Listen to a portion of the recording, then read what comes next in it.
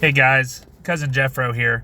So Sonny Crockett, aka Pops, posted his reaction to the fights. I was just gonna do the same. Honestly, like he nailed it on the head. We did pretty good with our predictions this week.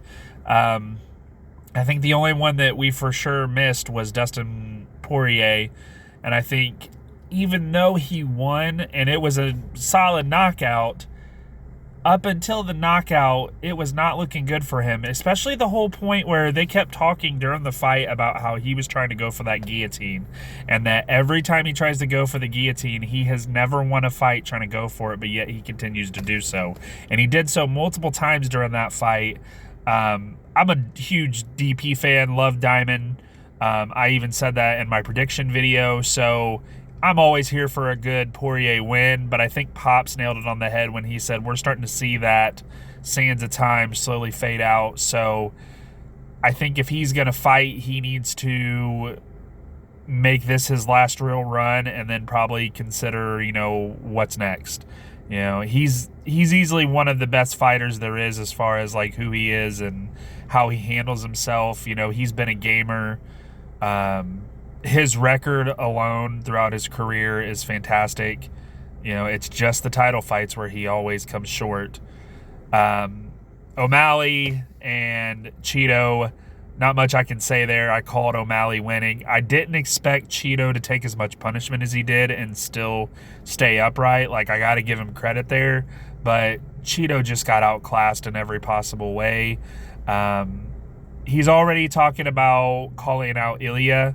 And although I would love to see a Ilya O'Malley fight for a potential champ situation, I think O'Malley needs to fight Merab first because that's just the smart fight. You at least have to go after him and then kind of see where your stakes are after that, depending on what the division looks like too. I personally still think a Peter Yan rematch would make sense just because there's been a lot of controversy about how he won that fight. And even Peter Yan said something before this week about the reason why O'Malley's where he is now is because they gifted a decision against him, which I'm not going to go into that because I've talked about this before. That's one that if they said that Yan was robbed, I could see it. But to me, it was close. I still would have had O'Malley winning, but Peter Yan definitely has a case. And I think if you're going to right the wrongs that were committed in the past, like, this whole thing, according to Sean, he now is undefeated because he beat Cheeto, even though we all know he's still lost.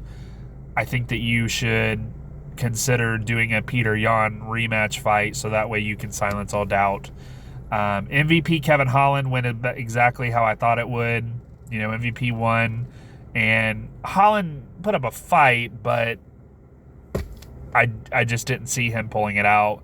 Peter Yan winning by decision, not really a shocker.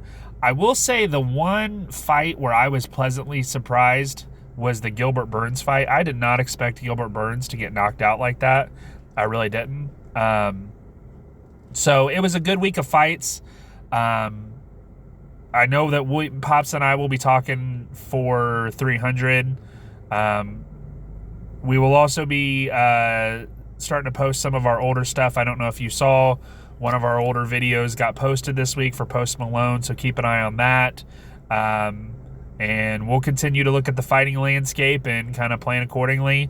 But my boy O'Malley got it done. Let's go, O'Malley!